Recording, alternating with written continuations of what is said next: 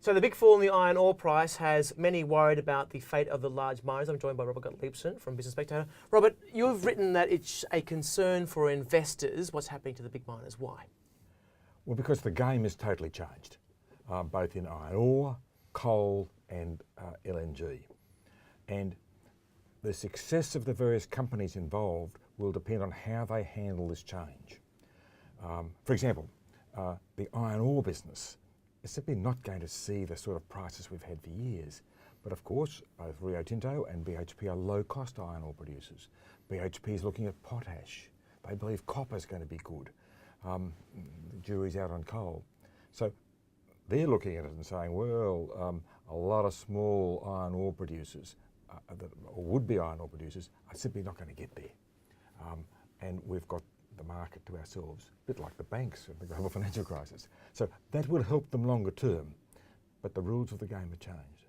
So those rules are changing in the sense that China's changing the way that it produces steel. They're trying to cut back, also cutting back on coal. So the rebalancing of the Chinese economy is now happening, and it's pushing onto those big miners faster than people thought maybe. Yes. If you go back to January this year, the iron ore price soared, and we thought, life's good, back to the good old days again. But what was happening then was the banks, Chinese banks, were playing silly games and lending on iron ore to give money to the steel works, and it was just a rigged market. And so once all that finished, and there was a bit of a squeeze on the Chinese banks, down went the iron ore price. Now look, the Chinese steel market's not finished. They're going to make a lot of steel, and they'll probably grow it a bit, but nothing like what we expected, globally.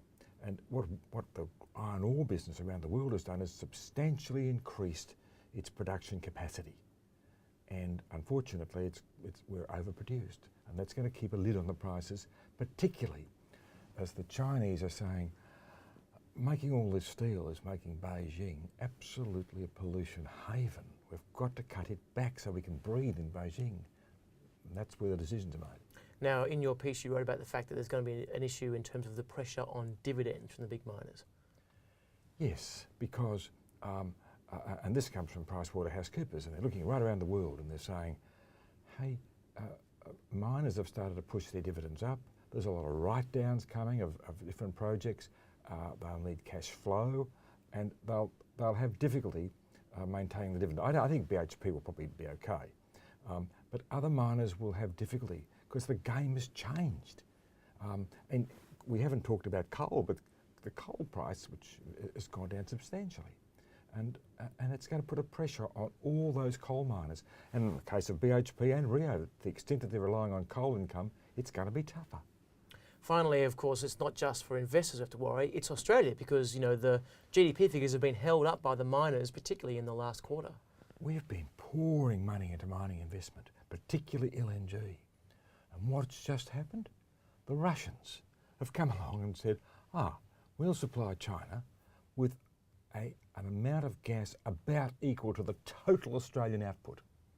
And we can double that later. And we're going to cut the price. And sure, China's going to need a lot of gas, and they'll still need more gas. But the idea that we were going to have this great bonanza in gas and more projects and things like that, not so. The game's changed. Robert Gottliebsen, thanks very much.